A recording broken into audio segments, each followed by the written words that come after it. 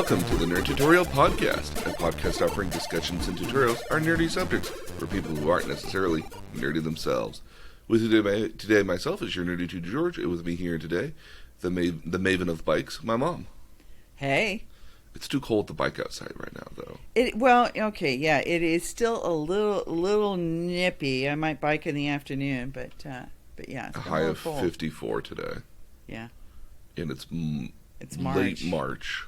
It doesn't feel right. It's not right. Yeah. Alrighty, so we talked a lot about Vision last week. We did. Who is a robot of sorts. Well, okay, but is he really? Because he's quite sentient, and even from his first interaction with Wanda, he feels. Oh yeah, no, and he feels. He was not unlike that when he was first introduced in Age of Ultron as well. When he was introduced in Age of Ultron, he was very much of a feeling sort of mood and kind of empathetic. You know, they have this great back and forth between Ultron and Vision at the very end of the series, at the very end of the movie here, where, you know, Vision's basically kind of like, how did he phrase it here? It's like, you know, you're so naive. And it's like, well, I was born yesterday. Great line. Mm-hmm. Well, I mean, when you proposed this topic, I have to say one of the first things that came to my mind was the movie AI, which I've always found kind of haunting. Yes.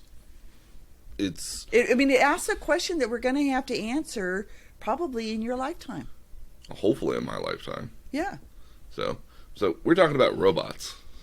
Yeah. And I want to talk about the robot, you know, how do we define a robot first? Now, again, most robots are any sort of mechanical device that does something for you, either autonomously or on its own. Now, you might want to say your coffee maker is a robot, but we don't typically think of it that way. So, I mean, again, Wikipedia describes it as a robot. A robot is a machine, especially one programmable by a computer, capable of carrying out complex series of actions automatically. When most of us think of robots, though, I mean, my generation, we're thinking about the robot in Lost in Space. Which was, I think, B9, I want to say. I still remember him vividly. Oh yeah, no, and again, it's a haunting vision of what a robot really does look like, because that's, you know, what we all thought robots would look like. Yeah, and I think less of I remember cognizantly thinking when I saw Star Wars that it was such a good depiction of a robot as a character who had sincere attachment. Mm-hmm. Certainly C-3PO. Oh yeah, C-3PO and R2-D2 have this like familiar sort of bond with them at the end of the day, but they're robots, and you're like, well, that's heartwarming and it's beautiful, but like, how do they get to that particular point? Because they offer quite a bit of sentience at the end of the day here. I mean, like, they very much are under the understanding, like, yes, I am a droid, or in this case a robot here, but I have allegiance. But like, I have allegiance to other people, and I have to protect my master. But I could be snarky with them, and, you know, I can have my own differing opinions. Well, Mandalorian is probably the best example of that. Mm-hmm. Because there you have a nurse.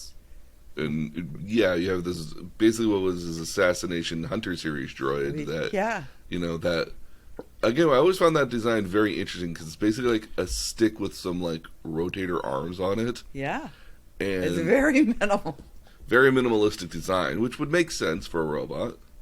But at the end of the day here, like, it gets reprogrammed to be a quote unquote nurse droid. And has a complete change in personality as a result, which is something we'll get to. Yeah, so for my generation, robots were something that were going to take away jobs, and that was a big concern during the 60s and 70s. Is if we continue to have automation, and it was extremely concerning in the auto industry, mm-hmm. for, I think, obvious reasons, prior to things being automated. And the auto industry, to some extent, almost always was. Yes. But as things became more automated, it cost people jobs, and that was huge. So to see over time how robots, our idea of robots changed.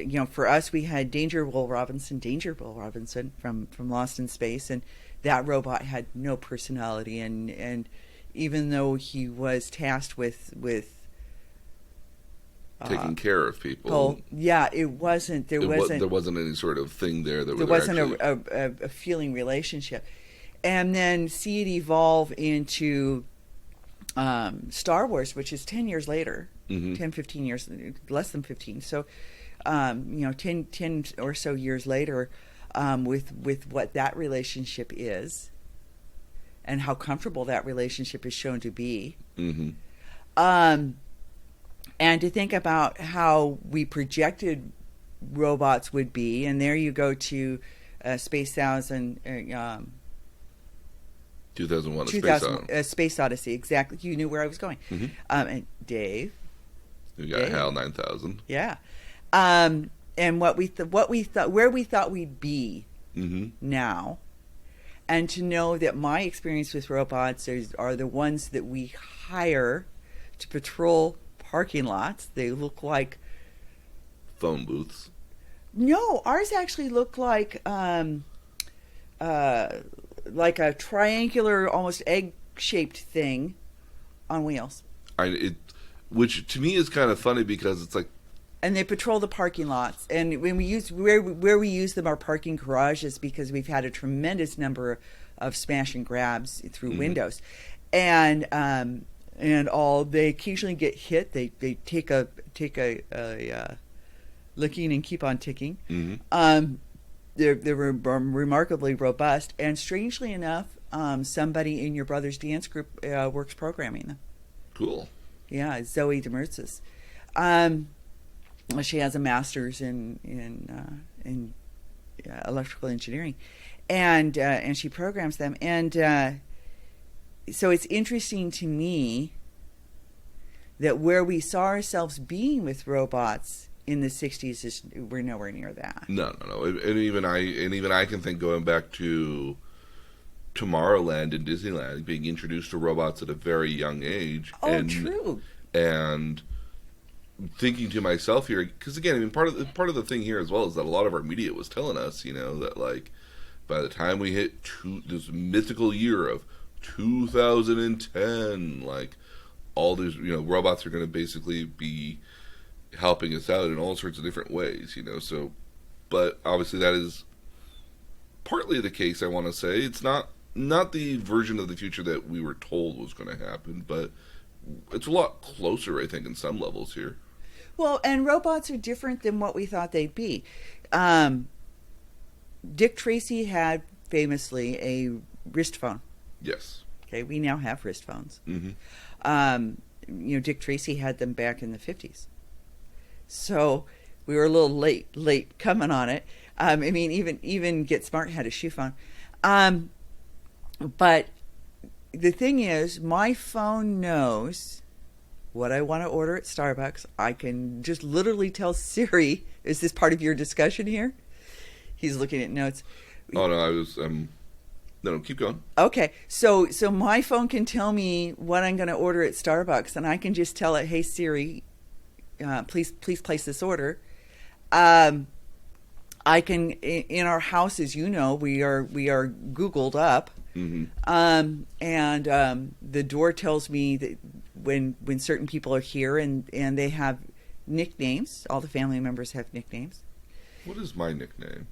Oh, you are a sweetheart. Lila is Von Cupcake. Von Cupcake. Von Cupcake. Because Van Gogh. Okay. So various people have nicknames, and our door knows who you are. And I wake up in the morning and go, hey, Google, what's the temperature? I can speak to this thing that is very much of sorts the house robot that we did envision. So, our light at our entryway door, all those things are Googled up.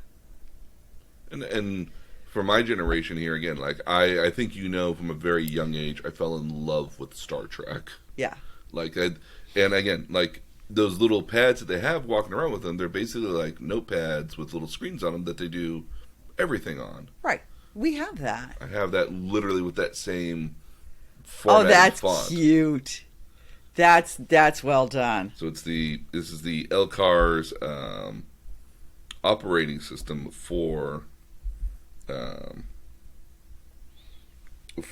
literally my Surface at the end of the day, that I can set it up so I can actually make my Surface laptop notepad here look exactly like the LCAR system, look exactly like one of the little data pads from Star Trek. I mean, like we're getting pretty darn close. We are. Well, and we're back to my phone knows which Starbucks I order from on which days. Mm-hmm. Because it knows if I'm going to work, then I order from one on my way to work. So, and if I'm coming here on the way here, it knows that I'm going to use the one next to my house. Oh yeah, no, my phone does the same thing too. I tell my phone like, hey, like what is I can ask my Google here all sorts of stuff here, and it will start queuing it up and based off of my previous experience here. Right. Yeah. And so they're very good at learning here at the end of the day, these robots. Yep. Yeah, and my phone tells me how long it's going to take me to get to work because it knows that in this hour of the day, on this day of the week, I'm probably headed to work, or if I'm headed to church, or if I'm headed to wherever, it knows. So in some ways, we've exceeded what we envisioned. In a lot of other ways, it's not. Roomba isn't a housemaid. Well, I mean, I want a Jetsons housemaid.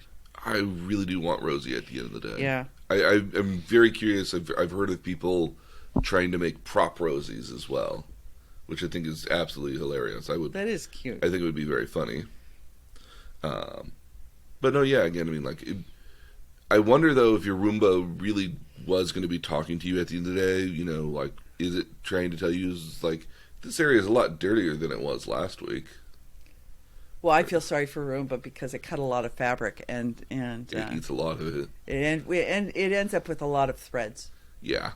Threads and lint and stuff. Oh, no, absolutely. Yeah. So, I mean, in our modern day society here, we have robots pretty much everywhere. Again, like we said, in our home, we've got our Roombas, essentially, which I think is probably the most robotic sort of thing we have in our houses. Not a lot of, armatures or other things like that in there. I mean, unless you've got like a 3D printer. That's a robot at the end of the day. I don't know what I'd do with it, but I know I'd have fun. Oh no, same here. I mean, like I would love. How much are they? They range anywhere from like the $400 to like $1,000 range, depending on the bed size primarily. So and then how affordable is the software for it? Not the soft. Yeah, you've got the software for it. You have to get the software for it, and then you've also got to get the plastic bead thread for it as well. Yeah, that's what I was wondering about. How expensive are the materials? I want to say every spool is anywhere from like $25 to $30. I want to say, and depending on how much it comes with. Again, and every machine will take slightly different cartridges, I guess. At the end of the day. It's proprietary, much like having an HP printer. Mm-hmm. Yeah, which I absolutely hate printers at this point. No one cartridge fits any of them here. Like if they could just all agree to the same printer cartridge size. Standard. Yeah, well, okay, so you go back to Hoover, who standardized so many things. They standardized back in the 20s, and if anybody's ever interested in that kind of stuff, he really was a horrible president, but was amazing as the head of commerce, and standardized all sorts of things like the size of a milk bottle. So a lot of our rules of standardization we owe to Hoover. Well, and even back in the day, I remember reading in my textbooks back in the day of there was a guy who basically with his rifle, who if your rifle broke back in the 1800s here, you had to go back to the original manufacturer to get it fixed because, and most of the time that original manufacturer was a blacksmith in whatever town you started in. Yeah. Because nobody else, made the same parts in the same way here, and so they weren't interchangeable. Nope. And basically, this guy got a meeting with either Abraham Lincoln or somebody from the military and basically said, I'm going to take these 6 rifles here. They were made by different people, and I'm going to shoot them all so they all work, and now I'm going to interchange the parts in between them, and they all work again. And the idea there was that standardizing parts would make it so that everybody worked off the same set of materials at the end of the day, or at least in some sense here, and you could change out screws and other stuff like that to fit your needs. And again, part of the standardization sort of, consistency metrics that kind of ended up coming around that. Well, and Hoover's big contribution was he standardized the light bulb. Mm-hmm. So the light bulb fit uniformly in anything. Oh, yeah. Yeah, so... Because back in the day, that would have been a thing. So we're talking about standardizing robots here? Because at some point that's going to be an issue. Well, there'll be rules that come around robots here, but we've got some other modern-day robots that we have here. We have hospitals in there. They have some robots there which have sort of a hospitality for service. Oh. And so again, I know in some hotels they've tested out robots that deliver your in-room dining or deliver housekeeping items for you. And so that would be useful. So it would be useful, but it'd be weird. So like if you order a blanket, you don't have to tip it. Well, there's a lot of people that do tip it. Really? How do you tip a robot? Over. Oh, well, okay. So no, there are some people do that with the parking lot robots. By the way, I know. They're heavy. And they're really heavy. And that actually will come to a later discussion that we'll have here as well regarding that, because that's actually an interesting topic. But no, there's some hotels where the in-room dining gets served from a robot, and when you're done, you open up the door and it'll show itself out and take the food back, take the tray back down to in-room dining. There's ones that deliver pillows and blankets, and then there's some that actually follow the housekeeper. So the housekeeper, when it gets to the next room that the housekeeper needs to clean, it'll have collected new sheets and towels and pillows for that room, as well as the cleaning supplies for it, and the housekeeper will take those so their carts don't have nearly as big of a carts when they're moving from room to room here, that the robot just kind of arrives there ready with the stuff ready to go when you need it.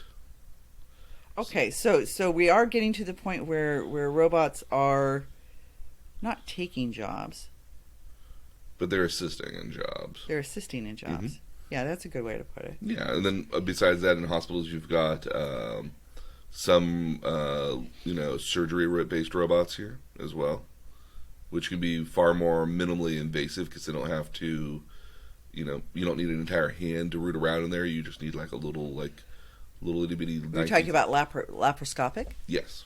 Or not just that. I mean, there's full robots that you can do whole surgeries with the intention that there's a doctor manipulating the arms and everything to get inside there. So when you have laser surgery, that's what's done. Mm-hmm.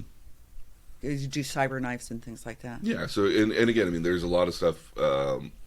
Like if you needed your appendix taken out, you don't need to do like a big old incision. In some cases, you can do a much smaller incision, because you get these little robot hands that can kind of go in there and bend around to get to where you need to get to. Mine was done that way. I have 2 little 1-inch incisions. Yeah.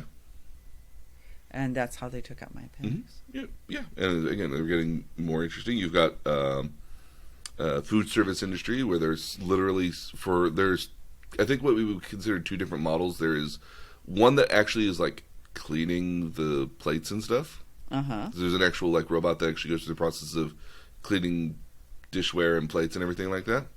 And then there's some places that have full-on robots that actually do the service. So you have robots that are actually with arms that are like, I want this kind of an ice cream cone. It's literally scooping out the ice cream and putting all the stuff on it. My favorite example is in Japan. They have a conveyor belt system for sushi. Yeah. But there's a little train that'll if you order specialty sushi, there's a train that'll come by and deliver the sushi that you ordered. You take it off and then it leaves afterwards. It's like a type of robot. We've got farming because again, I mean, like clearly there's a lot of level of automation for not needing to have somebody in a tractor necessarily the entire day, or maybe just have one person overseeing a couple dozen tractors that are doing all sorts of. I am aware of this because I actually deal with farming.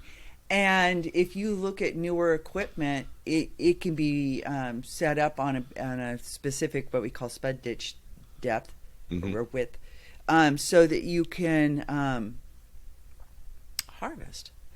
And you set it on rows, and you have like almost like electronic fencing that tells it where to Mm-hmm. turn. I don't, and really the interesting thing about it in the farming industry is so much of farming in the United States anyway is still family farms, and family farms, because it employs family, are not going to move on to that. Not well. Plus the dollar amount to get in is still really high. I would wager the dollar amount to get into that is actually very high. I actually think that family farms will be the first to adopt this, actually. Because it's less staff intensive? Partly because it's less staff intensive, but there's a lot of people that are moving away from wanting to be a farmer. Because your children don't want to go into the industry. Maybe your children don't want to go into the industry necessarily, or in a lot of cases here again with family farms, you have to have a large group of people to have a family farm, depending on the size of your farm. I mean, like, do you have... It depends on whether it's a crop that needs to be picked. If you're talking about row crops, most row crops, or a lot of row crops, don't require a heavy number of people. We run 1,500 acres of corn with the staff of basically 4. Yeah, but again, I mean, like if you're running like a dairy farm as an example, you got to have a lot of people there. Yeah, You might want to. Dairy farms are largely automated. Mm-hmm. Yep, absolutely. Again, and so I wager that there's a lot of people out there where they may not want to be in a farm industry, and would see robots as an option to either continue to have the farm but take on a different role at the end of the day, or have robots in there to take over for the fact that maybe you don't have maybe you have like 4 kids and 3 of the kids want to go do other stuff other than farming, or how do you if you have 4 kids, and how do each one of them take ownership of the farm? Who's the person in charge of the farm at the end of the day if you're only ever going to leave it to one person potentially? Yeah. So I mean, I think automation will on farms is going to be, and I would think family farms would be, once the barrier to entry is reduced significantly enough. Yeah. I think there's plenty of options there to do that at the end of the day. It'll be interesting because they tend to be more conservative. Farmers on the whole tend to be more conservative, from my personal experience. Yes. They don't need things to change. They don't want things to change. It would change them. Yeah, they're change resistant. Mm-hmm.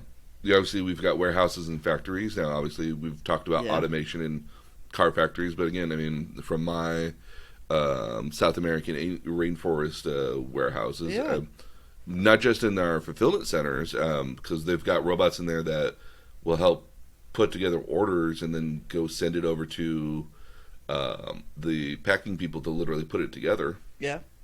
But I have seen videos of it as my version of the warehouse for the delivery side as well, where you've got robots putting together whole shipments and everything, which is really bizarre and cool. Yeah. I'm really actually hopeful because we're launching some new sites in the San Jose Bay Area here soon, and I would really hope one of those is a robot site or an AR robot site at the end of the day, because I think robots in Silicon Valley. I mean, like, come on, let's do that. Well, and the to take that full circle, you also have self-driving trucks And self-driving cars as well on the roads. Yeah, I mean, so Waymo actually looked at one of our buildings as a location, and they are on the edge of Palo Alto, South Palo Alto, and to watch them and see those vehicles. I mean, that is the coming age. The coming age will be that you won't own a car. It'll be a phone app like Uber, and you'll call the car, and the car will come, and it'll drive you. There'll be like a base collection of where these mobile vehicles will be at, and then you just kind of plop into one whenever you need to go to somewhere, and it'll pick you up, drop you off, and then move on to the next person who needs their services at the end of the day. Well, you know where you see the world preparing for this? Japan. No, no, no, no, No, no. no, In the okay. United States, you can see the world preparing for this. As we're designing parking garages now, we are designing, maybe 2 floors underground, 3 floors underground, and 2 floors above ground, with the idea that the parking that's above ground has collapsible ramps, ramps that we could easily take down. Okay. Okay, ramps that could easily be removed to convert that space to office. And what you'll see is a standard parking lot is 14 feet floor to ceiling. Okay. But a standard office is actually usually 15 to 16 because there's a lot above the ceiling. Lights, air conditioning, venting, ducting, All those wires. things. Exactly. Yeah. All those things. So you need about 4 feet above the ceiling to deal with that. So what you'll see if you were to look at a set of design drawings, you'd notice that the parking garage is higher where it's above ground. And but that, lower when it's underground. Right. So that the above ground, when you need less parking for a high-rise building, the above ground can be converted to office. So we're already designing for that. The buildings that we've designed in the last 3 years anyway, the buildings the one that's being built at 200 Park, the one that's being built next to us on San Fernando, both our designs have that taken into account, that the above ground parking, so we balanced the parking need per today's ratios, but placed what we think might be expendable later above ground. Okay. To turn that into office space. To turn that into office, because nobody wants to rent an office that's underground. Even if you didn't have a window office, you don't want to be in an office is underground. It's uncomfortable for people. Yes. So we've balanced that because it's expensive to build underground. You have to build what we refer to as a bathtub. Yes. And made that convertible space. Nice. So we're already designing for it. Mm-hmm. No, absolutely. Again, and I know in my sites here, again, the robots here are interesting because, again, they do not care if you get in their way, because the robot going to robot. They're not annoyed. There are sensors and stuff built into it so that if there is a human on the floor where robots are typically moving through, that they will avoid moving in that path. Well, because they would be able to sense the body heat, I would think. Actually, there's a camera system above it that tracks where all the infrared IDs are. Okay. And so the idea being is that a human has an ID on them. Would have an ID on them, and so that way the robots would know, okay, this is a human. Like we don't, we avoid everybody and we program around that. Okay. That's pretty smart. Mm-hmm. No, yeah.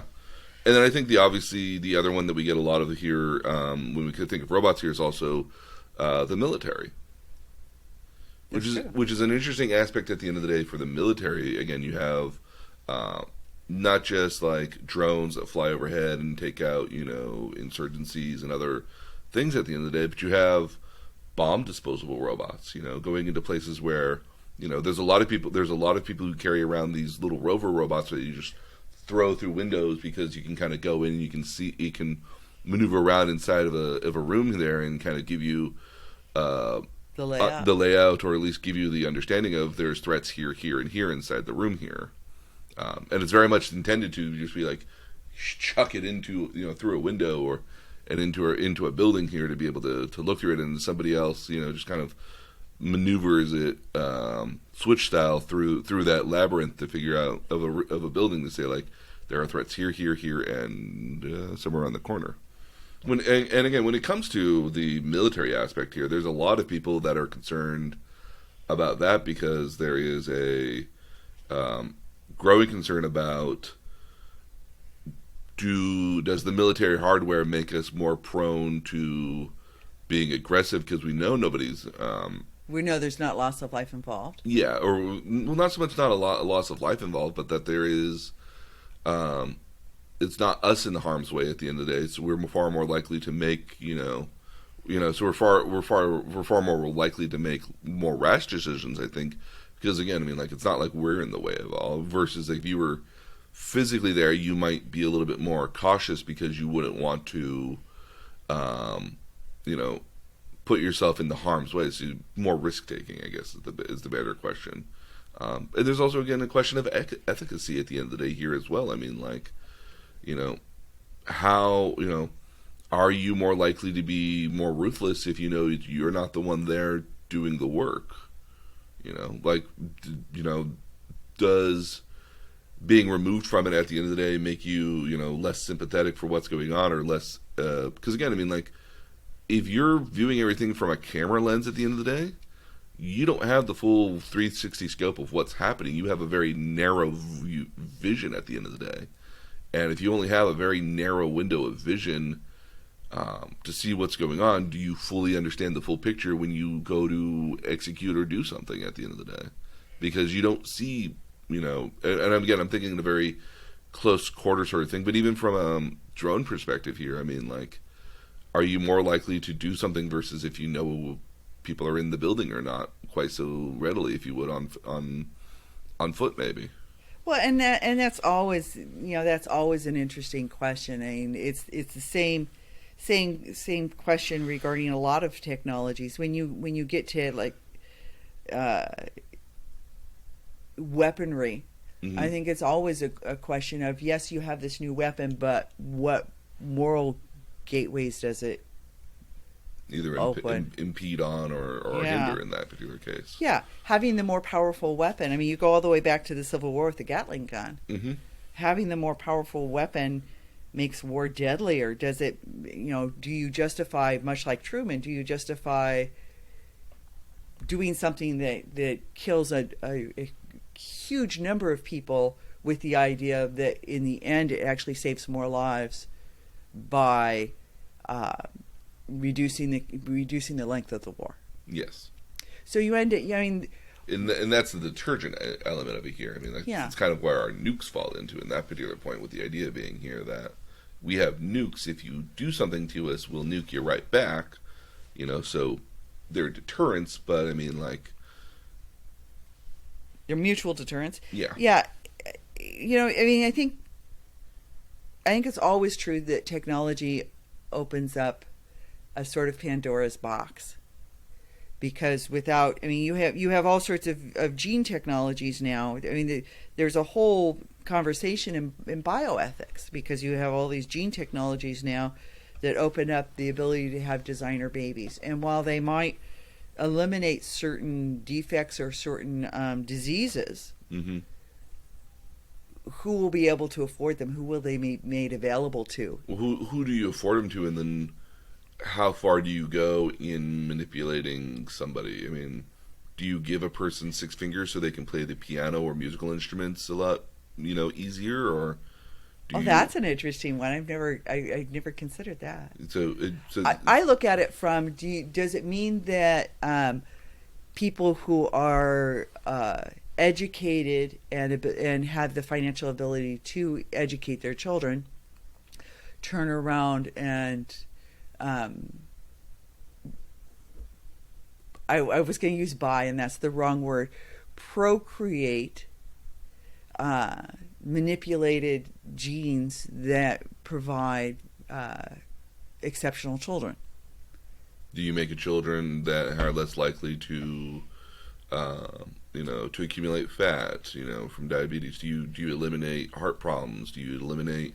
Do you make your child have blue eyes and blonde hair? Or do you make the child? I think it goes beyond blue eyes and blonde hair, though. I think it goes into, do you create an exceptional child intellectually, mm-hmm. And then perpetuate a sort of have and have nots by creating people who are disproportionately exceptional.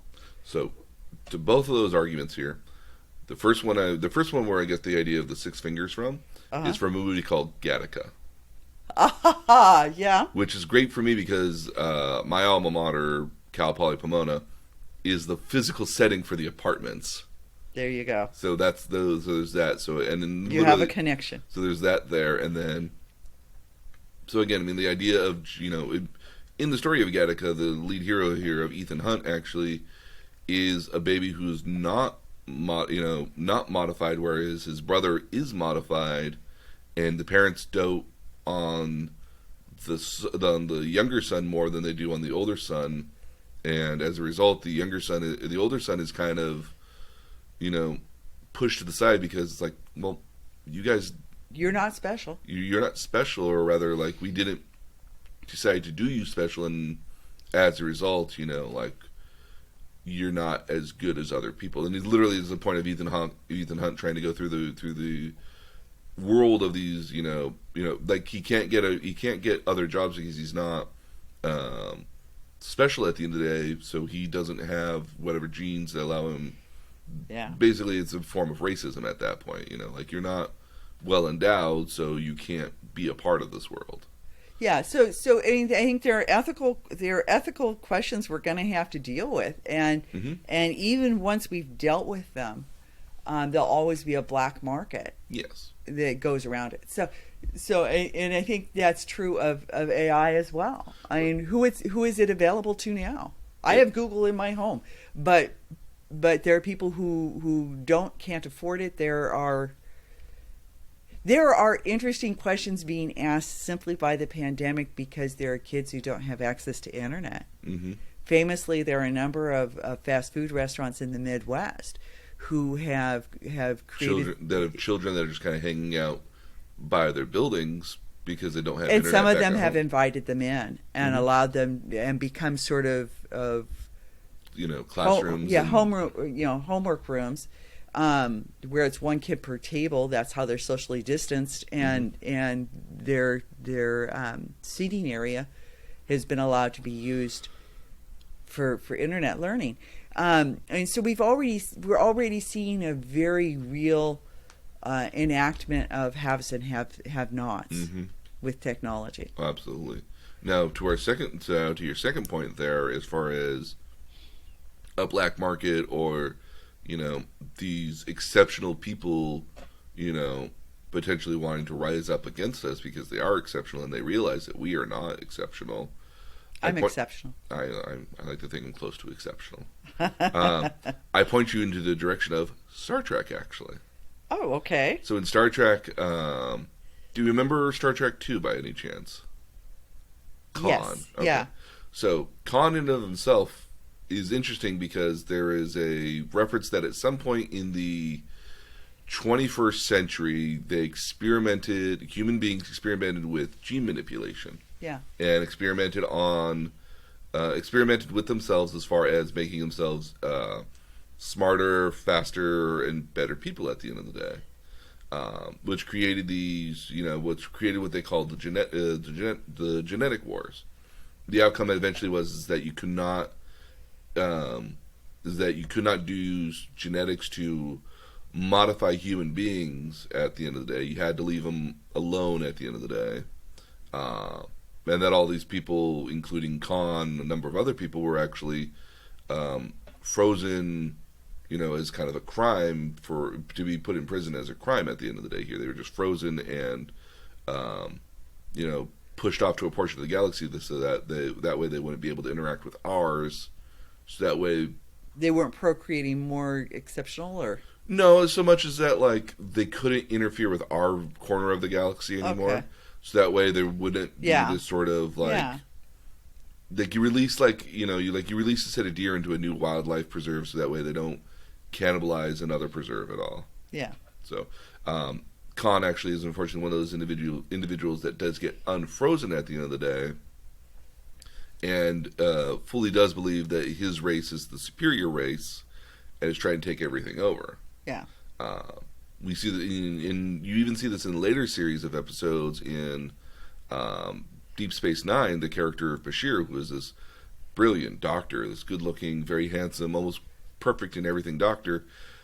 Oh, well, you find out he's actually been gene manipulated as well, illegally by his parents, and they've hidden it for upwards of 25, 30 years, 25 plus years at that particular point. To the much, like when they talk about him as a kid, when he was like 4 or 5 years old, he was like brick dead dumb. Like he was not good at doing certain stuff. And then they did the gene manipulation and enhancements, and he became a doctor, and he became valedictorian. He purposely says he wanted to become salutatorian because if he was valedictorian, it might raise too much suspicions. Ooh. So this is our future. But to bring this back to robotics, the same thing is true of anything that could be held as an advantage. Yeah. As we get, because I'm hoping that we have Rosie. Would love to have Rosie in my house. Yeah. Especially if she's snarky too. So you could program her to be snarky. Mm-hmm. I would love to have Rosie when I retire, so that I don't have to clean house. Or rather, or maybe it cooks food for you as well. I already have somebody who cooks food for me. Oh, that's very true. I have a very good husband chef. But you got lucky on that one. Yeah, I did. I chose well. But no, I mean, I think robotics and the presence of robotics as it becomes an everyday thing, and I really do see the self-driving car and us not owning cars, but I'm hopeful of self-driving cars. And I'll miss the commercials, because the insurance commercials are the best thing on TV these days. Well, no, I mean, it'll eventually be one of these things like you own your own pod, sort of thing, and the commercials will now be based off of insuring your pod vehicle. I think at a certain point here that when it comes to like the self-driving cars, that will be that eventually there'll be a phasing in of automation for them. There'll still be people that prefer to drive their own cars, but it'll have over a period of time of 50 plus years or so, that eventually they'll all just become self-driving cars. Yeah. And then from there it'll eventually get to the point where people, I think, don't feel the need to own them so much. Because again, one of the benefits of the self-driving cars is that they know where everybody else is, and because they know where all these other cars are, they can all be traveling at the same speed together and maneuver themselves around when they need to exit in and off of on-ramps. They don't need to necessarily worry about stoplights, because again, they know when other things are coming, so they can safely travel through that. They also don't need to suddenly put on brakes to do stuff either. Whereas humans, we need good buffer zones to be able to prepare for something, versus if we have robots, these self-driving cars, I know when I'm driving, I always keep 3 to 4 car lengths in front of me in case the person in front of me decides they want to brake. Yeah. And I got to react to break that. Robots, self-driving cars can literally drive a foot away from each other, and they would all come to the same stop when they need to stop. Okay, so I'm going to take this in 2 different places. Okay. One is that civil engineering is already looking at how self-driving cars change traffic studies. Yes. And the width of lanes. Mm-hmm. And the need for so many lanes. Mm-hmm. So the theory is that the major freeways could become actually narrower and yet have more lanes, because you can place self-driving cars within a foot of each other, whereas generally when we drive, there's at least 3 feet between us. Yes. At least 3 feet between us and another car, width-wise. Okay, so the first thing is that there are already symposiums within civil engineering and discussions within the infrastructure community about how we adjust for this coming reality. Mm-hmm. And I think it'd be great, because until you go across the country on I-70, I-80, one of these major interstates that literally go from east to west or west to east, you don't realize that most of those roads are only 2 lanes, and when they're doing work on them, which is during the summer, because during the winter frequently there's snow, when they're doing work on them, you're down to 1 lane. And these are major arteries, and so you can end up in all sorts of backups. So it's an interesting discussion to have. No, right? Absolutely. So that discussion's already being had. But the other interesting discussion about this is, if you have self-driving cars are going to use a logic and apply a logic, we think, that calculates. It's going to leave emotion out of it, and it's going to calculate whether or not it makes a decision that allows you as one person to die to save 20 people in a bus, or whether it takes out the 20 people in the bus to save you because its allegiance is to you. And how would you program your car? Do you understand the question, right? No. It's so famously. Yes. So there's a great movie called I, Robot with Will Smith in it. Mm-hmm. And one of the catalysts in the movie is that Will Smith doesn't like robots because a robot saved him over a little girl that unfortunately died at the end of the day. The logic of what the robot was, the robot took the logic here and said it had a 72% chance of saving Will Smith if it saved Will Smith, versus if it tried to save the little girl and his mom, it had a 27 or 28% chance of saving the kid. But then, so it made the unfortunately cold calculation here at the end of the day is like, even though Will Smith told it, like, no, go save the kid, that it made the cold calculation here at the end of the day to whatever was the most beneficial as far as lives saved at the end of the day. And I think when we get to, like, the self-driving cars, that, like, it's all that, again, that's an interesting question at the end of the day. Does a single car have an allegiance to protect you? Never mind the fact that there's 20 people on a bus. But I also am of the impression here that, like, there won't be people on buses at a certain point either. That I think that certain levels of mass transit here will not exist anymore because of these other alternatives here at the end of the day. I'm very, very curious for a world in which we don't have such. I mean, I look, now if we have self-driving cars, for example, Mm-hmm. and we're right out in front of a very, very popular expressway. There we go. That's the correct way for it here. Like, what happens to the majority of that expressway when it only needs to be one lane? Well, and okay, so I'll tell you where most communities are going with this. You're absolutely right. That thing is 4 lanes in some places, in a lot of places, Mm-hmm. and 3 lanes for most of it.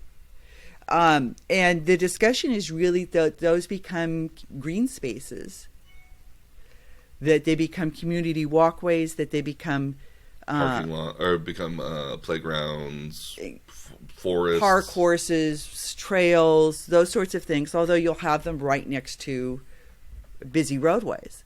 I mean, that's an expressway that is bikeable, and I occasionally bike it, but it scares the crap out of me. There are when I bike to work, I bike another section of it. Mm-hmm.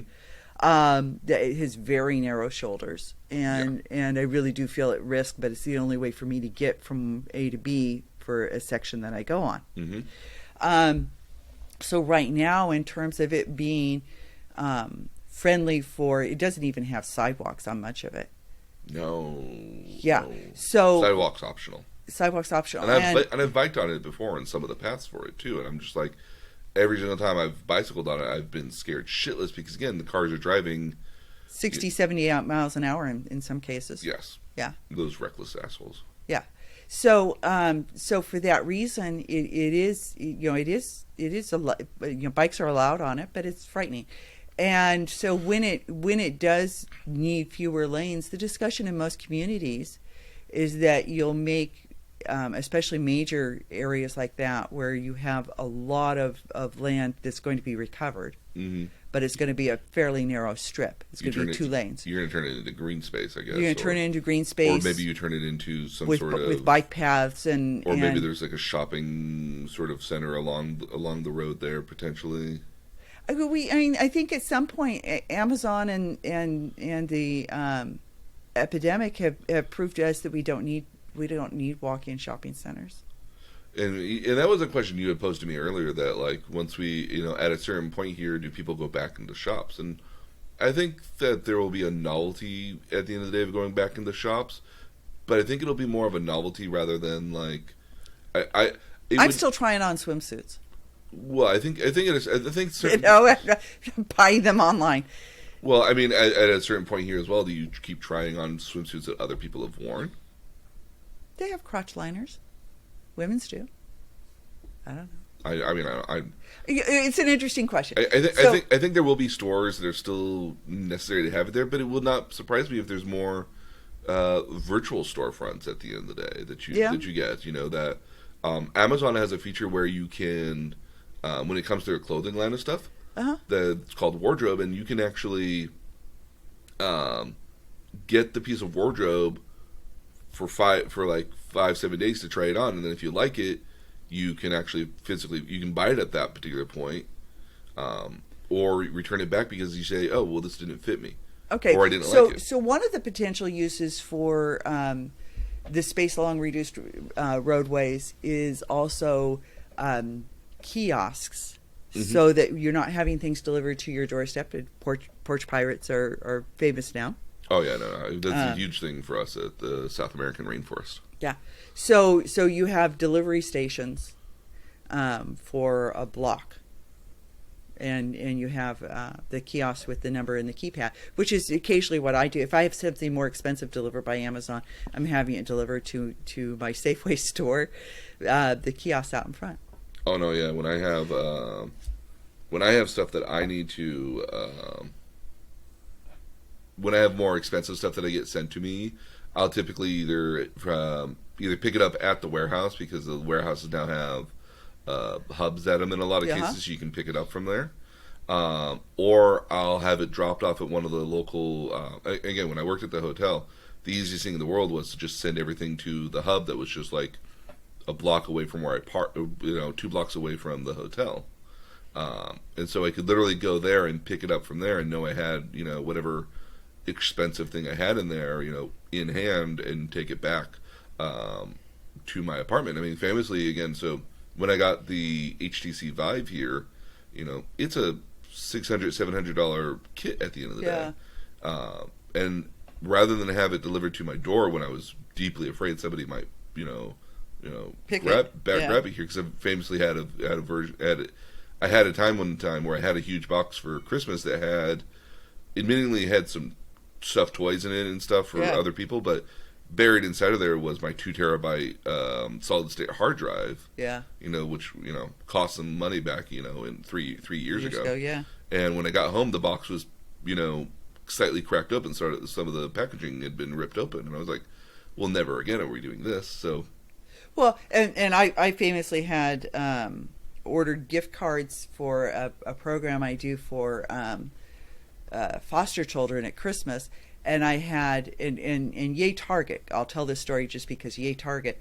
I had $500 and $25 gift cards delivered to my house, and they were in a FedEx envelope, and they were taken, and Target replaced them. Target told me that they were used. Target told me that they were used within 30 minutes of them being delivered. So whoever it was following the FedEx truck and just took whatever was there and went, oh, damn, and got $500 worth of gift cards.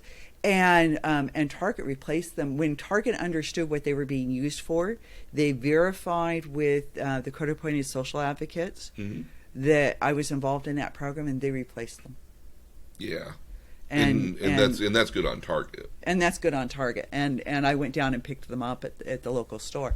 And they were terrific about it. But yeah, that's the only time I've ever lost anything to a porch pirate. But yeah, it's an issue. I've been thankful that I haven't had anything yet from a porch pirate, but I always worry about it, especially with big. Oh, you see it on Nextdoor all the time. Yeah, or especially again with at least with Amazon related stuff that I can purchase through Amazon. I can have it left at a Dropbox or go pick it up from the facilities at least, because I mean I'm there once a day, every day essentially. I'm at a different site, but I worry for other distributors. Like when I go to get stuff from Blizzard as an example, it's just a box that gets left on my door, and God forbid FedEx. Famously, again, when I got my 50-inch television here, I waited at home because I was so deeply afraid that when they delivered it, I'd come back, in the day and come to get it, and it wouldn't be there. Because again, it's a TV box. It's not like it's hiding what's in the box. Well, and so it surprises me because you live in a fairly large complex, and I know your brother just bought a house in a new complex. It surprises me that there aren't more universal services. What's being envisioned and discussed, because I've actually sat in on some discussions regarding public works and how these things will be handled. And one of the the discussion is that you have universal pickup places that would take anything, and what you get is you get a numbered kiosk, much like when you go to one of the Amazon ones that I've been to. And you'll get a number code and you'll be able to open the door for that kiosk, and the kiosk can be properly sized for what it is you're having delivered. But these would be universal and available to any service. Now again, some of the and they'd be charged as part of your property tax. And now, mind you, because I'm considering moving here, a couple of the apartments I've visited here have just one place I went to here just has literally banks and banks of Amazon drop boxes. Yeah. And therefore, again, what is a rather large apartment complex system that's going on there, but there's just literally rows and rows and rows. And again, when I was there touring, no fewer than 3 Amazon drivers came up to drop off packages, which I thought was hilarious because you could have had just the one do it. Yeah, it looks pretty inefficient. Yeah, and it was just like, this is the second van here, really? Like, we could, I'll talk. I know who to talk to about that. Oddly enough. Yeah. Well, so automation will change so much of how the world looks, and in a pretty short period of time. Oh, absolutely. Again, I mean, how far do you think self-driving vehicles are away? Again, 50 years. You really think that long? I think part of the... I want them sooner because I don't want to have to own a car in retirement. I don't disagree. I mean... I see us going down to 1 quite easily. I see us being fully automated in cars in 50 years, but I see them coming out within the next 10, 15. I think part of the problem will be there will be this... desire potentially maybe is the right word or not, or maybe it's going to be. I think part of the initial concern will be the price for entry, the barrier into entry. They're going to have to be either the same cost as cars that we have right now, or there'll be features that are going to be built into our cars. But electric cars are slightly more because you have 2 engines, or hybrid cars certainly are, because you do have 2 engines. Yeah. And yet you and I both met that barrier. Now, mind you, both of us have met that barrier here at the end of the day, but I still do think that the self-driving elements of the cars, again, it's had to be one of these things where, like, because they'll be more fuel efficient. They're going to be more fuel efficient, but everyone's got to be on board for them to be fuel efficient. Or they're going to be entirely electric, I would presume. I would imagine probably more in the electric space here. Yeah. But that leads to another interesting question here. There's an infrastructure question into that as well. The grid. Like, how do you build in? Because again, right now, my favorite technology right now is a QR charge, where you just drop your phone on a charging pad. You never have to connect it to an actual port at all, and it charges it. And again, my favorite part is here through the freaking case. Okay, so and I have a charging pad. You bought it for me for Christmas, yeah. And now that technology can be scaled up, I think, toward cars here at the end of the day too, especially if we can eliminate speed bumps now, because we all know the cars will be moving faster, so you can keep the cars a lot lower onto the ground even. Yeah. So you could have, again, I think you could do the QR stuff on a vehicle here relatively easily too. I think there's an infrastructure thing that'll need to be put into place, because again, when you get to more rural areas, like, who installs that QR charging onto those elements, and if it's not on all the elements here, like, is it only on certain parts of the road after a certain point in time? Do you charge up after a period, maybe? And that's back to the old comment. It used to be, I knew somebody who had one of the early Teslas who referred to it as their Stressla. Because they said, if you're going on I-5, which is an interstate in California that goes from Washington State, it goes from border to border. Yes. if you're on I-5, which has long stretches in the middle of nowhere, Pretty much. yeah, and you're in a Tesla, you have to calculate ahead of time and know where you're going to stop, because you need to know that you can charge it there, and you need to be willing to sit down and have a nice, leisurely meal while your car is recharging. Yeah, and it changes. And that could be a charge of, an hour, 2 hours even, to get that full charge back, and that's 2 hours out of the day that you would not otherwise be driving. Well, and his point was it takes the 7-hour drive to Palm Springs and turns it into a 9-hour drive. And I don't know that I'd want to endure that, but like most things, I think it will be something that hits cities first. And this again goes to my experience driving down I-80 drove from San Jose to Philadelphia, and it's very rural. The towns are very small. The first large town you get to is Omaha. I mean, and you bypass Salt Lake, so maybe it's Salt Lake, but there's nothing between Salt Lake and Omaha. And then once you get through there, you get to Chicago and you drive around Chicago. But until you get really to Omaha, because then you get to Des Moines, you are in the middle of nowhere, and the only towns are fast food and gas stations, and there's no way you're charging, I don't think, at any of those. The hotels don't have chargers. I was surprised by that. So well, again, there's a barrier to entry to get into getting those chargers. I mean, even my hotel, we're forced to have them. Well, now we do, but again, if you're an existing property, yeah, but again, you're grandfathered. You might be grandfathered into it, but again, I mean, like, there's also, I think here in California, we're a lot more progressive in that area potentially, or even just our county in that area. I don't think that's necessarily in the rural areas, and I don't disagree that I think it's going to be.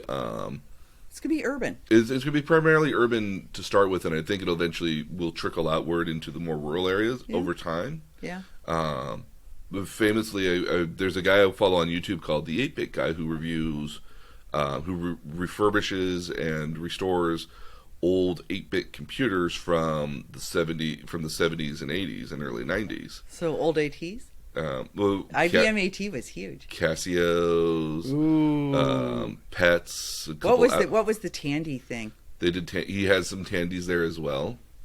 Remember that. It's a cool channel because he goes through the process of not only putting them back together, but also like history lessons. Apparently, somewhere in Texas, there's this warehouse building that's full of nothing but old, discarded computers that anybody can rifle through and pick through, because they're just the oldest computers that are just kind of like, it's like a tornado happened and all these old computers in their boxes in some cases are just there. Some of them work, some of them don't, but because they're just like this warehouse full of old computers. Well, have you ever been to the Computer History Museum over on, it's in Mountain View? Yes, I have. Okay. Yeah. That's a cool place too. That's a cool place. And it's got some of that. Now, mind you, we're here in Silicon Valley, so like we're very, like I can remember telling people, like, yeah, I drove by the Apple campus all the time when I went up to certain places. I actually look out my window at Adobe. Adobe's world headquarters, which is 4 towers. And they're building another tower right next to you right now too. That is ours. So we used to have we used to own a racquetball court there. Are they going to put another sky bridge over to that? Yes, as well? Yeah, that was actually one of the big parts of the negotiation with Adobe, was the sky bridge, because they have sky bridges between their buildings now. Yeah. And the sky bridge across San Fernando Boulevard, and it's actually it covers 2 floors. Yes. I guess is what I'm trying to say. I'm drawing with my fingers, like you can see. But it spans 2 floors, and it will go between the 2 buildings. It'll go over the park. There's a little park. I know. Oh, they're keeping the park? They're keeping the park. They are required to keep the park. The park is relocated, some original and relocated Ohlone Indian burials. Okay. So the park stays. It's a children's park, and Originally, I think at one time there was discussion of it being used to supplement daycare, but it really can't be because there's a fair amount of unhomed people there. Yes, this is very true as well. So yeah, yeah. robots is really actually what it sounds like to us We go by eBay all the time too. Oh, so again, so robots for us is really kind of the discussion of more or less automation for us here in real life. But yeah, in fiction, however, robots are cool. robots are very cool.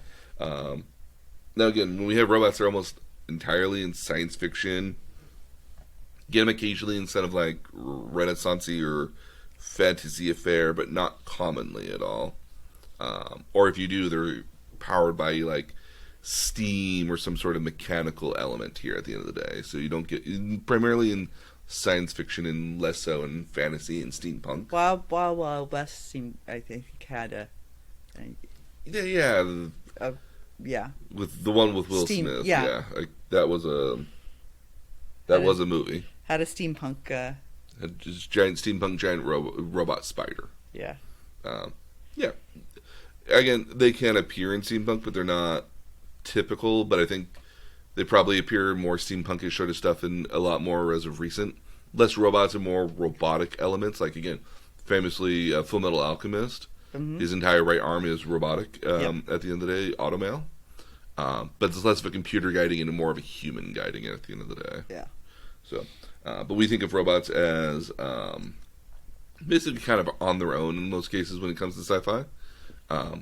They're pre-programmed with data and they automate from there. Sometimes they're lifelike and humanish in a lot of cases, or in other cases they're all but human in name only, or they're all but robot in name only. So like they're pretty much all the C-3PO element here at the end of the day, where like they're basically human if they weren't encased in metal.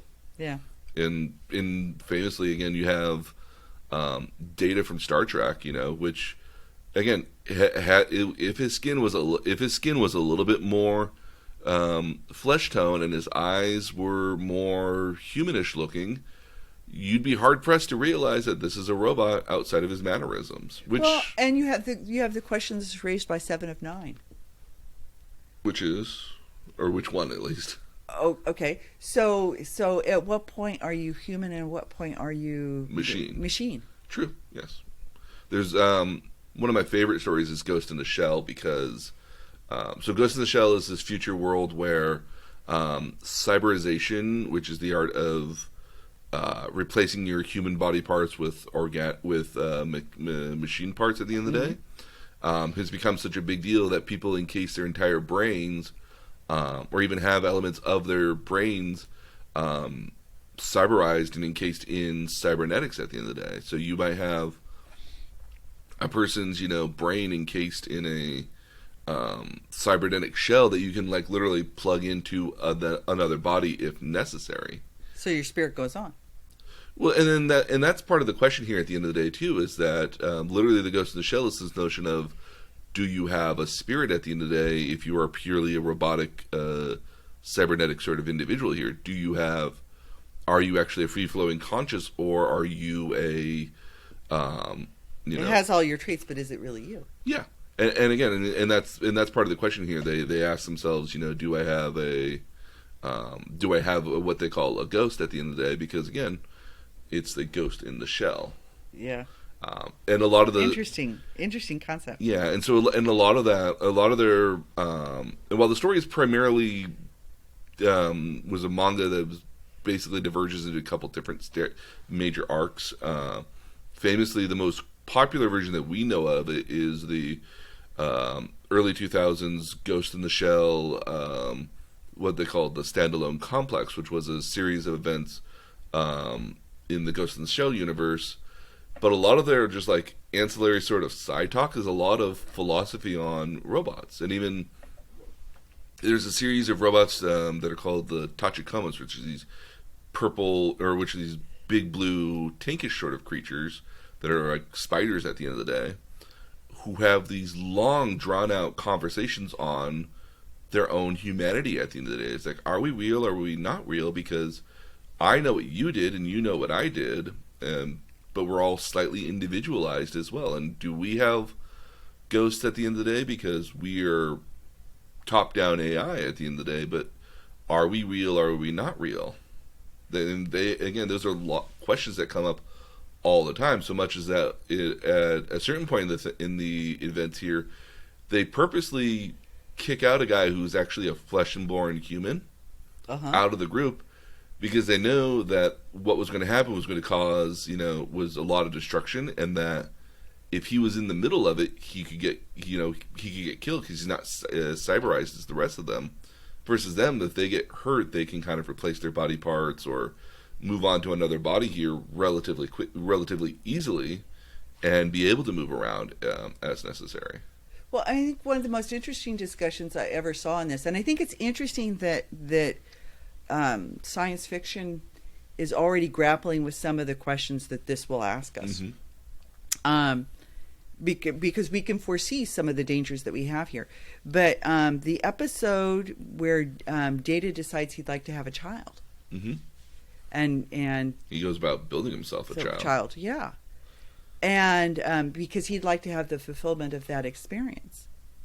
It doesn't end well. No. But it asks a lot of I think, really meaningful questions.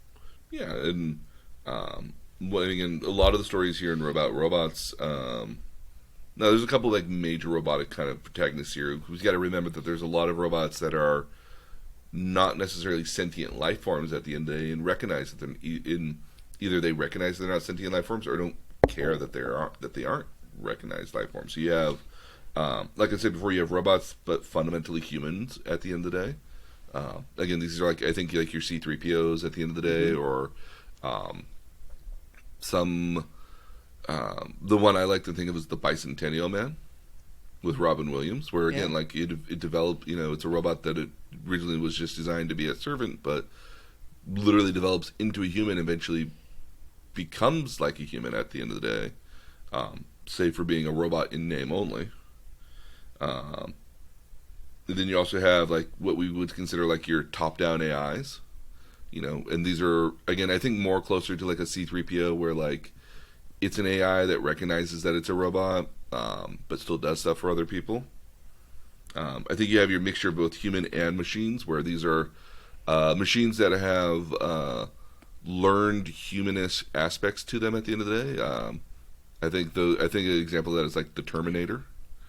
Oh. Because if you think about the Terminator, it's really just a robot that's just kind of trying to act human, and does it in a very obviously, poor way for what we would consider. But if you're not paying close attention to it, you're like, oh, it was a human, right? This was a person. It begs the question. Yeah. And then obviously there's your total robots. My favorite example of a total robot is Baymax from Big Hero 6. And what's interesting about that here is that at the end of the day here, he is a pure robot and just responding to other people here. But because of his design, actually, and the way he says some stuff here, you tend to think he is actually that he is almost sentient at the end of the day. As an example here, after there's a scene where another character dies, and the robot, Baymax is trying to tell him, no, Tadashi is here, and you think about it, and it's you're trying to say that he's in you, that he's always with us, sort of that, and then Baymax later goes to confirm, it's no, I have video footage of him in me, and I can show you. So Tadashi is here in me. Yeah. Quite literally is what he meant for it. And actually in our case here, Big Hero 6 and Bicentennial Man are going to be a part of our homework. Oh, very good. So, okay. So again, Big Hero 6 will be available on Disney Plus. Bicentennial Man, I couldn't find anywhere where it's available, but it's on YouTube for I think $3 at this point. Okay. So it's not the end of the world necessarily, but I know Big Hero 6 is on Disney Plus. But then you also have, so you have your total robots. You also, I think that's also HAL 9000 as well. Probably is just a pure robot at the end of the day. I was just looking up Wall-E because that's another one There was another one I considered at the end of the day. That's a pure robot.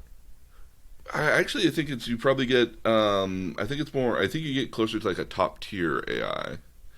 Because at a certain point here, or maybe even a mixture of human and machine, because again, it's still very much a machine that's going through everything. Yeah. But it's got a lot of human characteristics Qualities, to it that it's learned over time, from being, I guess, isolated by itself for 600 plus years, that it's eventually like evolved past its original programming. And even when you get to Eve and some of the other robots, like they're robots at the end of the day, but they have a lot more human characteristics, I think, learned by them at the end of the day. Yeah. Okay. So again, Wall-E was another movie I thought would be an interesting robot movie, but I don't necessarily know if it questions robots at the end of the day quite so much as like, and I think other movies do it a little bit better. Yeah. No.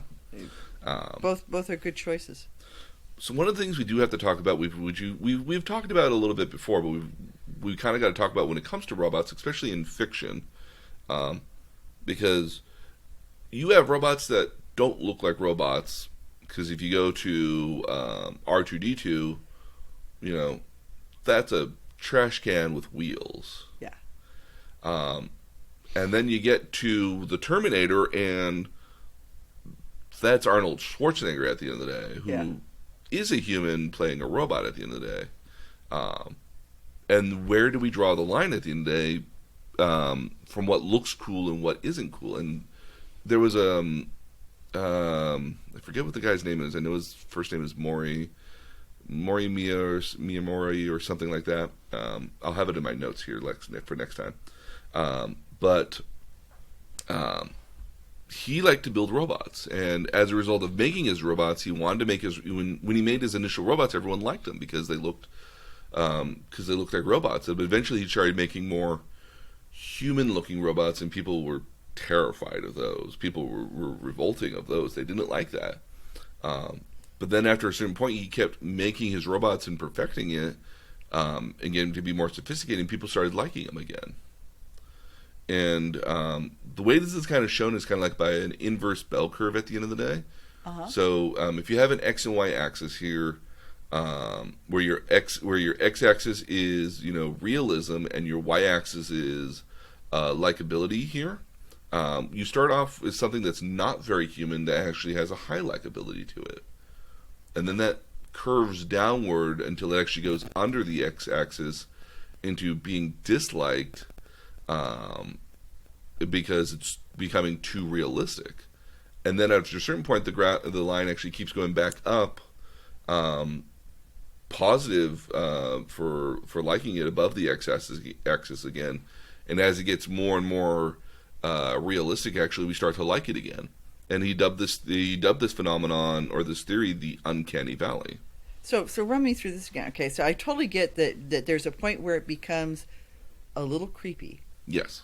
Okay, and it crosses that point. I would imagine where it becomes something where it starts getting hard to tell what is and what isn't. Although people like Data, and I would think Data is probably that little creepy thing. It was originally when he was studying it was more of a aspect sort of thing here, like more based off looks than necessary characteristics of the robots. But eventually, we could say it probably includes elements of the robot as well. And now, when it's not very realistic at the end of the day, we actually in our minds, it's theorized in our minds that we recognize that it's not real, so we give it a little bit of a credit at the end of the day for it trying to be human, and we see its human characteristics a lot more clearly than we would necessarily its robotic characteristics. So I think in the case of like R2-D2, we recognize that this is not a very human character. This is a robot at the end of the day, but we can certainly see that it's or C-3PO. Oh, sorry. So, but if we look at C-3PO, like this is a character that clearly has a personality to him. It's like the uptight butler, like he can walk around and look how cool he looks when he moves around, and he's all gold and shiny, and he's a protocol droid. So, oh my goodness, he's in a fight, and how dare they put him in a fight? He's not meant to be in a fight at all. Like, we kind of start to empathize with it a little bit because we see the human qualities and characteristics in it, and we can appreciate that because we can empathize with something that's human at the end of the day. And I think a lot of that is also us putting a lot more human qualities onto the person at the end of the day, rather than them actually even being there. But he doesn't move. I think if he doesn't move like a human, he's stilted. Yes. Which I think adds to his charm. Yeah. Yeah.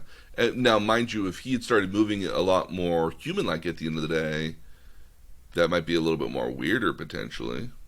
Well, it's a little bit like aliens. We really want our aliens to look like aliens. Well, depending on we want our aliens to not look like us, but we want them to still look enough like us that we are like, oh my goodness, we're not the weird looking thing in the world. We can understand what it is. Yeah. Another great example I put to this is the hunter droid in Mandalorian. Yes. Like there is a lot of somewhat human characteristics in it. 2 arms, 2 legs. Yep. It's a humanoid sort of form and shape. Has eyes.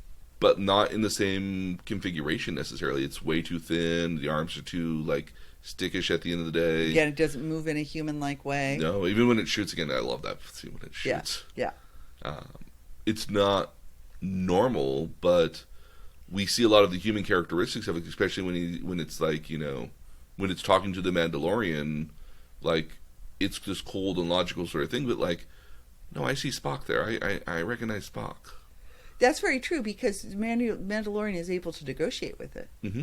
Yeah, and so we impart the human characteristics onto the robot, and as a result of imparting it onto it, we're like, oh yeah, it's a robot, but it's a cool robot because it's human and everything.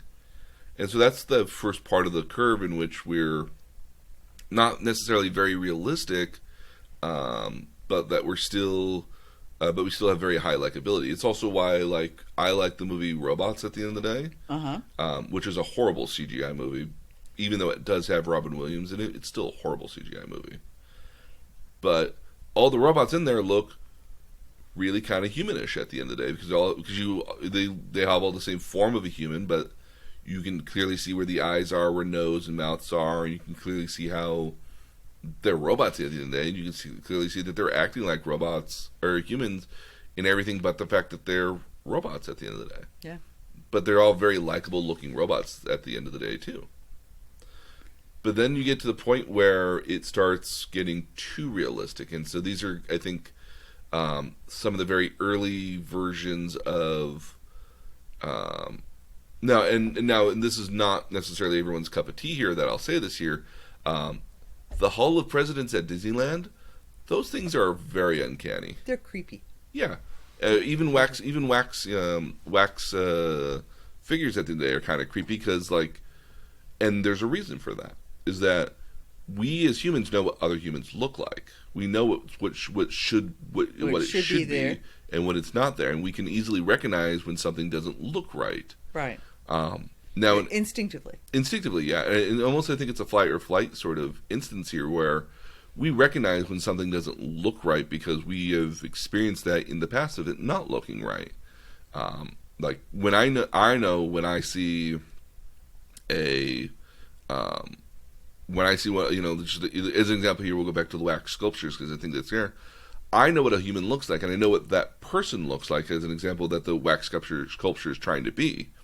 And when it doesn't look like who it's supposed to look like, that bothers me. Yeah. Instinctively it bothers me because, I know what The Rock looks like. That doesn't look like The Rock. Yeah. And even I think even in a more, subconscious way, I mean, when things don't look right to us, we get very skeptical and we get very kind of alert. We get put on alert because something's not right. I can't quite put my foot on it, but I need to be careful with this now. Yeah. And so that's, I think, what's kind of happening with some of these very early robots that started taking on more overt human characteristics, such as, now again, Data from a certain standpoint here looks very uncanny because of his grayed skin, his perfect hair, the eyes, His mannerisms are slightly off. Yeah, it's very stilted, stoic sort of individualism. And I think that speaks to a lot of why why that could be considered as a part of the Uncanny Valley here in a lot of ways, because it's to a point where it's so realistic that it's not really human because we see the faults in it. Yeah. And I think because we can see the faults in it, that we're unnerved by it. It's part of the reason here why when you go to see a scary movie at the end of the day, that you don't, like when you go to see Aliens, you rarely ever saw the alien. All you ever saw was like a tail or a hand or you saw just like a fading glimpse of it. And you were terrified of it because you didn't know what it was at all. And again, the second you start actually seeing what the alien looks like, it's still terrifying, but you're not as terrified anymore. Because you have a better understanding of what the threat is? You have not so much you have a better understanding of what the threat is, but you can actually see what it is now, and you actually can start. Because when you can't see it, you can't deal with it. You have no clue what the fault is at the end of the day. Yeah. But the second you see it here, you're a lot more, okay, now I know what it looks like. I kind of have an idea what it does. I can actually start rationalizing what I'm going to do here. I think it's the notion of I don't know what to do. I can't take action. Yeah, if I can't take action, I don't know what to do. That's where that that's where that becoming afraid of it and being put off by it comes from. But then at a certain point, you get to being more realistic to the point that it becomes difficult to see the faults in some cases, and it's become so sophisticated that it looks real. I often actually relate this less to robotics and actually can somewhat relate this to CGI in movies. Oh, that's a good point. Because when you think about it if we go back to the very early, again, as a good example here, look at the original Toy Story. Right. Those humans in that movie are hideous. They are so off-putting when you see them. It's like, oh my goodness, Andy looks like a freak of nature. The bully next door, holy crap, this guy is ugly. But you kind of accept it a little bit because it's a cartoon and cartoons aren't meant to look real. Real, yeah. Like you can kind of excuse it a little bit. We'll jump forward to Toy Story 3 and, oh wow, these, I like the way Andy looks and I like the way everybody else looks, and Buzz and Woody look like they got better looking too. Yeah. Like you see a lot more of that in them here, and I think that's and I think that's very much certainly true of early CGI, is that when we look at very early CGI, it doesn't look right. I mean, like... It's off. Remember when we saw Jurassic Park? Yeah. Those dinosaurs look amazing. Yeah. But if we were to go watch it now, as an example, we would look at those dinosaurs and just be like, oh man, these don't look right. Because we've seen better and we've seen more sophisticated stuff here. And even if you want to go even a step further here, I take you back to Rogue One when they have General Tarkin there, and that looks pretty good. But a lot of people, especially for General Tarkin or Grand Moff Tarkin and even Leia in that movie, there's a lot of people who didn't like those movies because those characters. Leia's off-putting. Yes. Now I disagree. I think Leia looks perfectly fine to me. Oh, I found that very off-putting. Yeah. The eyes didn't look right. I can see it kind of in the eyes. There's this like, it looks kind of off to the distance, which doesn't look normal-ish in some ways. But like for what it was when it first got introduced, I'm perfectly fine with it. And I think they've only gotten better with it over time. I mean, you go to look at Captain Marvel as an example. They literally took Samuel L. Jackson and reversed age him by like 30 years. He looks great. He looks amazing in that movie. Yeah. I was so impressed. Yeah. But again, I mean, a character that, they had to go in and CGI'd his face to de-age him here at the end of the day. Smooth out those wrinkles. Clear up some of the lines, but it's the same actor doing all the same stuff, doing all the work here for the most part. I thought, because if you didn't know, you wouldn't know. No. You would have thought that was shot in the 90s. Yeah. Yeah. No, and again, I mean, and that's this great example here where, again, CGI has evolved to a certain point here where like you're not seeing the faults necessarily quite so easily, and as a result, not seeing the faults quite so easily, your brain is more accepting of it because it's yeah, that's what it should look like, yeah, and your brain is willing to accept it here. Now, again, I still think Grand Moff Tarkin. Again, the way it moves, the way so when they did Grand Moff Tarkin, they literally got his grandson to stand in for him, and they CGI'd his face over the grandson's face here at the end of the day to give the impression of Grand Moff Tarkin. Now, it's not perfect by any particular level, and there's certainly a large way. It looks amazing in stills. But the second it starts moving, you start noticing that it's not right. Yeah. And I think in a lot of cases here, it's going to get a lot closer to that over time, that we're going to get more sophisticated so that you won't be able to tell. Will that ruin watching older versions of movies? Oh, absolutely. I mean, like, there's a lot of movies where we say they don't age well because they don't... Because things have... Because I don't find, like... I find, like Star Wars, for me... Mm-hmm. So episode 4 ages well. Yes, I think I think good not necessarily CGI, but good special effects, and again, especially even knowing those were done with models and yeah, but again, like I wonder if part of that is do we accept it because that's nostalgia that's telling us that this is really cool, or could be, or do we accept it because like we didn't know any better at the time. Now, clearly we've gone back in and we've added a lot of CGI. Oh, I hate in episode 6 that they changed out the Anakin. Yeah, I'm a little upset with that too. I liked it better being the older guy as well. Yeah, Darth Vader. Well, again, if you go back to The Empire Strikes Back here, like they replaced the Emperor as well. Yeah. I was like, I say leave it as is. I mean, like, do you get to the point where you replace, the guy in the suit who did Darth Vader here as well with, an older Anakin? Eventually, do you replace the... No. Yeah. No, I mean, again, the curiosity is of what is CGI here at the end of the day. But again, there's a lot of movies which we say don't age well. In their graphics department. Again, how unsettling is it for you to see something that's in a 4:3 a ratio versus a 16:9 ratio with a letterboxing on the side? Oh, yeah, that's true. Yeah, like I watch stuff now. I watch older anime, and I'm watching it and being like, man, there's a lot of dead space on the side of the windows here. Versus like when I watch newer stuff, it's like, oh, good, it fills the entire screen. Yeah. Like it's off. It's kind of, it's not unsettling, but it's kind of like, oh, I know I'm watching something older. And classically, some movies have actually played this up. So, there was a Wizard of Oz movie here that a sequel, prequel. It's like a prequel sort of thing. How the Witch Got Evil. Yeah, how the witches all kind of got evil here. Because again, remember that there's 3 witches. There's a good witch. There's the evil witch, and then there's another witch that just got crushed at one point with her ruby slippers. And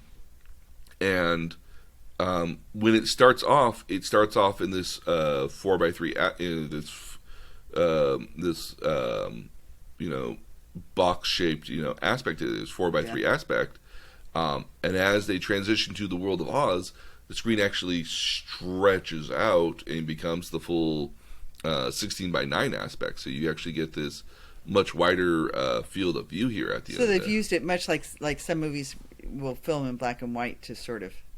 to give it that... again, WandaVision had that quality of they literally went in and gave everything a black and white scale and actually... they colorize it in the middle. They colorize it partly in the middle. Yeah. And everything moves, and there's a little bit of fuzziness that you feel that should be there almost as well, but it still looks very clean and like it's been cleaned up. Yeah. Because I know when I watch older stuff here, like there's a little bit of blur that kind of happens with the movement. It's a lot like what music has done with remastering. Mm-hmm. Yeah. Yeah, which again very interesting here from that particular aspect. But again, the Uncanny Valley is this very interesting notion, I think, at the end of the day when it comes to that. Yeah. So what are some common? So again, like we were saying before, we were trying to discuss this efficacy of robots here, and I think there's a couple ones that come up a lot in stories that revolve heavily around robots. Now, I'm not counting necessarily like Star Wars is a film that heavily revolves around robots, but I will kind of think of again like Wall-E, or I think of Robbie the Robot from Forbidden Planet. I think of Optimus Prime. I think of Johnny Five from Short Circuit. Oh, it's such a great movie, and just the puppeteering on those robots alone was amazing.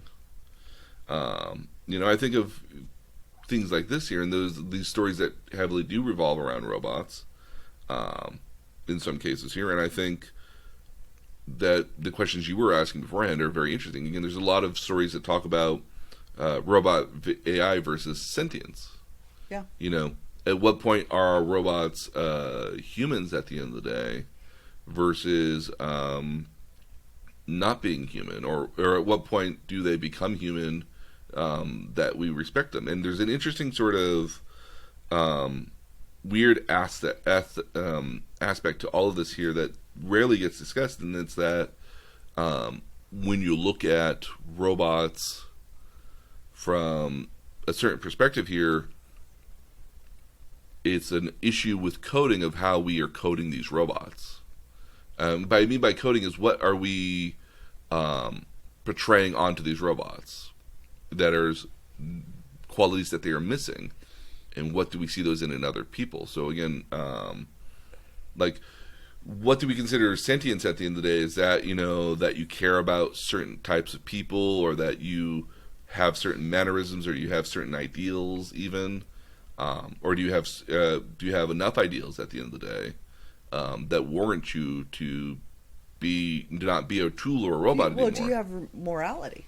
Yeah, or what level of morality? Well, there's a difference between programmed morality and learned immorality. Yeah. Yeah, but again, I mean, like, is that something that's programmed into robots, or is that something that they develop on their own? So a lot of these topics, sometimes when it's all about robots in and of themselves, is a lot about, unfortunately, analogs to what is our own real world. Now, not a robot movie on any particular level, but there's a movie called Bright, which is on Netflix. It's horrible. Okay. It's god awful, and one of the real problems with it is it's just so full of story editing holes. No, there was no screenwriter for it, which is interesting. So they came up with a script, but they didn't have anybody actually come in to actually double check it and fine tune it to make it work into a story. So there's plot holes throughout the entire movie. But one of the things a lot of people don't like about the movie here is that basically it's like the movie is basically like what would happen if all those fantasy elements grew up along with us. So like you have fairies, but fairies are more like pests in the yard. Orcs you have orcs all that kind of live in the city as well, but the orcs are kind of like best described as like gang members, almost like very overtly racist sort of like caricatures of what would be African Americans in gangs. Ooh. Yeah, and it's very confusing to a lot of people here. There's a great video essay by a person named Lindsay Ellis. I highly recommend her stuff for anybody anyways. She has like a good like hour-long diatribe into this movie as far as the coding of these orcs at the end of the day, and the way that but like Tolkien and other people do this as well. When you get to Tolkien, you have his orcs he described as being Moorish. Oh. And that's true. Well, okay, yeah. And so, and they again, like, these were the villains because they didn't have the same qualities as us humans. That they were animalistic, and they were fearsome, and they were more aggressive, and they were violent sort of stuff here. And whether the intention was there or not, he's taking his allegories from what he sees in real life and imprinting them onto his orcs at the end of the day, or his other characters. You have to, his belief system. Yeah, and whether that's intentional or not. And in some cases, you end up always writing kind of what you know at the end of the day. You rarely write about stuff that you don't know. Well, you need to give it an adjective that other people can envision, mm-hmm. and in that time period, that was an adjective that other people could envision. Mm-hmm. And especially, and again, so a lot of people, whether rightfully or not, saw the orcs in Tolkien, kind of being, stereotypical of what was black people back in the day. Because they, or perceptions of them, yeah.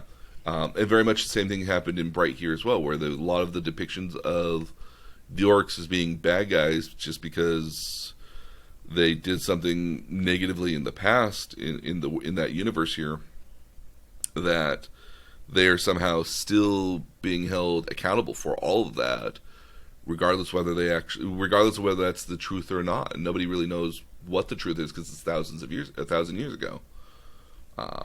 But it's this play up of, unfortunately at the end of the day, whether it's intentional or not, and again, I don't know whether Tolkien had the intention or not. I don't necessarily know if the people who made Bright or not had this intention, but we as human beings can see something on screen and rationalize, where have I seen that before? Oh, that's how I know where it comes from. Well, and much like on this podcast, we use analogies to help us understand things.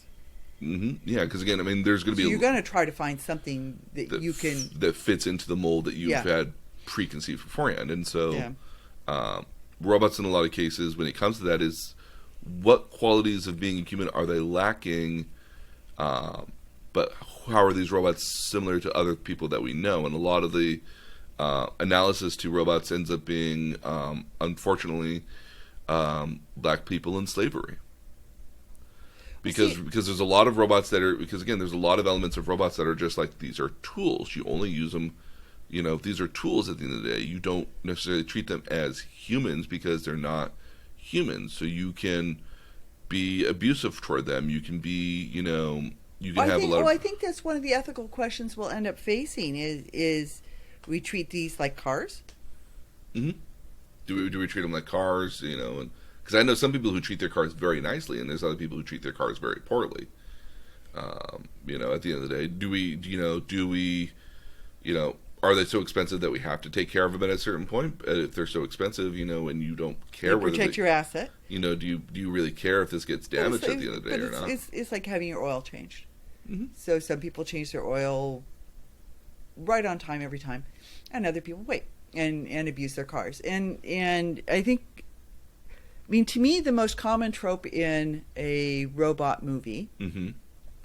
is humanizing the robot. Yes. It is finding that the robot is inherently sentient, or finding that the robot has hidden humanity. The most common trope in a robot movie is... the robot's almost human. Humanizing the robot. Mm-hmm. And oddly enough, I think this is an interesting example, and I would have loved it to be a homework assignment, if only just that it was difficult to find easy access to it. But Terminator 2, I think, is an interesting movie on robots, because you have what was previously this Terminator in Arnold Schwarzenegger's character, who in the previous movie was purely just out to kill, and now he's a hero in this one. But when he's a hero in this one, it's still vaguely, like he has a lot of the characteristics of being a human, but they're very off-putting. They're very sort of weird at the end of the day. They don't seem natural at all. And I think that's interesting from that perspective, because, this is how I think robots will start out as. I think robots will start off like Terminators, as being very cold and logical and, deridden by logic at the end of the day. I mean, we can even go a step further and say iRobot, is a good example, because I think in iRobot, the robots make calculations as far as what's the best thing to do with everything else going on around them. I mean, we have to remember that robots are really good at making calculations based off certain parameters, but if they've never interacted with a certain element before, they don't know how to respond to it because they don't know what it even is. It's not part of their programming. Yeah, so they're not good at improvisation, I guess is the best way to say it here. Like if we go to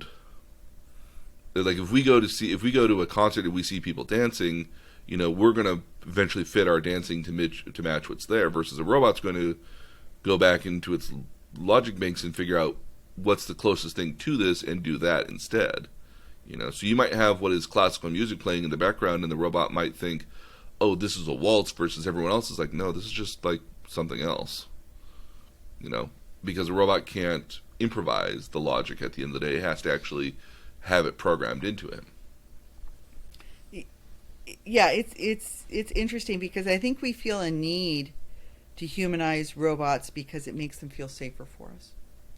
And we'll do the homework and see if that's I think that's very much true. And I think that's very much true when we go back to the Uncanny Valley, that we have to find something to humanize these robots, especially if they're on the screen a lot of the time. Like at the end of the day here, if we were watching WALL-E and it was just the robot, we'd be very we'd be kind of curious initially, but then we'd be kind of like bored after real quickly, I think, as well. It wouldn't be interesting to watch. Yeah. Well, and I see it in my own everyday life in that if I ask Google to do something, I ask, and I do say please. Mm-hmm. And when I ask it to stop, I say thank you. Yeah. Oh, I remember when I was telling, we were just here last week. Yeah. And I was telling Poppy, I was like, you never compliment Google at all? It's like, what? And like I went to Google here, and I was like, hey Google, thank you for being very, very helpful. And Google has a pre-planned response for that. Yeah. But it recognizes that it was not a salutations or a greeting, but it was an acknowledgement of it at the end of the day. Yeah. And responded accordingly to it.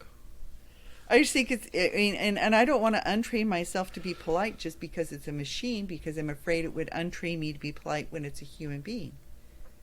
And again, I mean, and that's part of the growing concern of robots here at the end of the day, is that if we know a robot is a robot, but it doesn't move like a human here, do we see it as being, human at the end of the day versus being just a tool at the end of the day?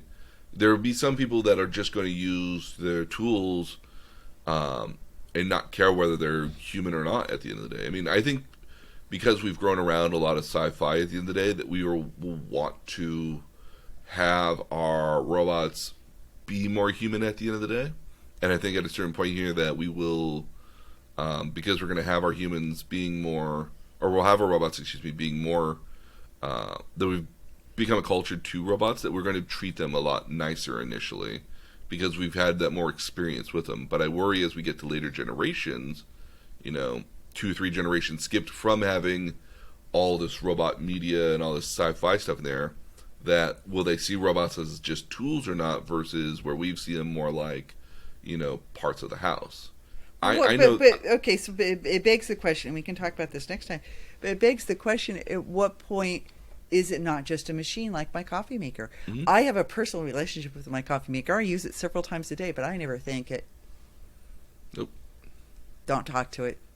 I don't do that with my car either. Again, I don't like. I talk to my car. I don't have a name for my car. I don't get upset at my car when it does certain things. That's an interesting question. I don't have a name for my car, but I name my bike. But you have, so it sounds like you have a much more personal relationship with your bike than you do your car. Because I need the bike to cooperate with me. Mm-hmm. I yell at my body all the time. It's like, stop this. Stop. Why are you? Yeah. Why are we doing this right here, right now? Why is there this ache in my arm? Why didn't it do anything different? Why are you doing this to me, my body, and I'm me in my body? Yeah. No, I do the same thing. So. So it's an interesting question. We feel a need to humanize robots. Mm-hmm. I think in part, we can discuss this next time, but I think it's in part because because how we treat robots might affect how we treat other human beings. Yes, very much true. So we're going to have, so the homework here for this week is threefold. There's going to be 3 items here. So we're going to be watching Big Hero 6, which is a animated Disney movie. It's available on Disney Plus. So if you've been following along with us and you've gotten Disney Plus already, it's available on there. I don't know if it's available on other services because I know Disney kind of ate up a lot of their own original stuff here again. So I don't know if it's even available on like a Google or an Amazon or any of those services necessarily. Okay. But it's an old enough movie that it's been out there for a while, so it might be easy to find. Then we're also going to watch a much older movie, circa 1998, which is Bicentennial Man, with Robin Williams in it, because I will watch anything with Robin Williams in it. I want more stuff with Robin Williams in it. Good choice.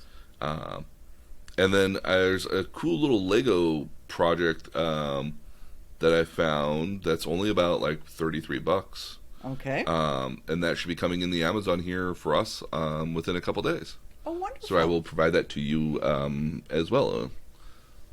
It looks kind of like Johnny 5. Oh, that could be fun. Yes. Okay. So again, the links for all those are going to be in our podcast here, so you guys can follow along with the links. But we also have all the show notes as well on our website at thenerdtutorialpodcast.com. And then we also continue our discussions for all of our topics here on our Facebook group at facebook.com/nerdtutorialpodcast. And if you have any ideas or further questions or any ideas for future topics here, you can drop me a line at nerd_tutorial on Twitter and let me know, where we also follow a lot of our older topics as well on there. And on behalf of myself and my mom, we hope you guys stay safe out there in these weird times. And we'll see you guys again next time. Bye.